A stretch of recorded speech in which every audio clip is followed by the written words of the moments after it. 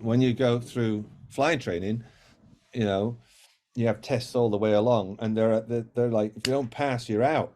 And I'm coming to end of my basic flying training on the Jet Provost JP3, and I failed the instrument rating, screwed it up.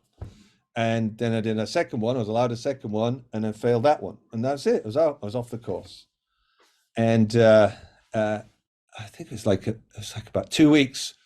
So then I call everybody. I call my old instructors from university, and I call this old guy, Tony Madden, who was a Wellington bomber pilot at 16. He lied about his age. Got in the Air Force in the Second World War.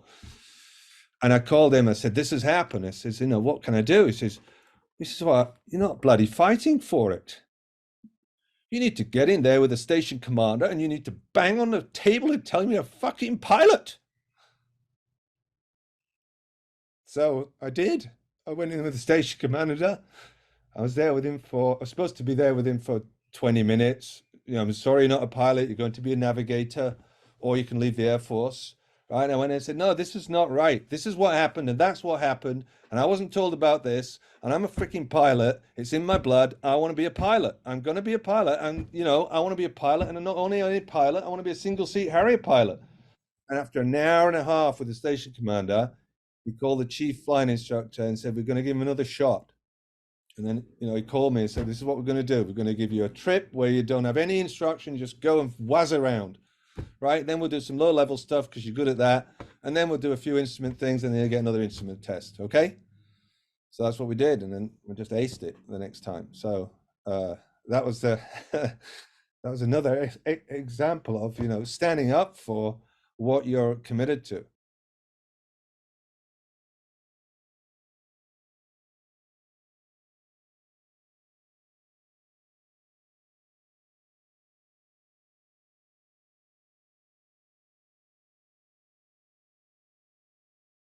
No way.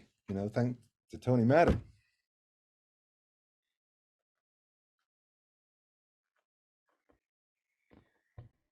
And what are you moved by that time? Well, tell what Tony said, go and do it. And I had this picture in my mind of banging on the desk, and like I wasn't fucking shouting for it. I wasn't a demand for it. And he told me to go and be a fucking demand. You're not going to get it unless you're going to be a demand. I went, holy shit, okay, I've got nothing to lose. And that I did that, and that nobody gets turned around when they've been chopped for like 2 weeks. Nobody gets a second chance. Well, why did they give me a second chance? Because I went in there and fucking demanded it. A pilot officer talking to the station commander. But I don't know. I just had permission to be me, if you like, and I don't know. It's a creation in that moment. Just go and be that way. Okay, I can be that way. Fuck it. I've got nothing to lose. I think that's when you've got that kind of permission to just be yourself. It's awesome. I mean, it almost doesn't matter if they went yes or no, but that it worked. Fucking hell, that's great. There Yeah, aren't many moments in life that you can reflect on and go, "Wow, yeah, fucking hell, that was pretty awesome." you're really present to something right now. What is that? Uh, well, it's inspiration, isn't it? Again, inspired by times where you had everything against. It's like, where you overcome adversity, or you overcome the impossible.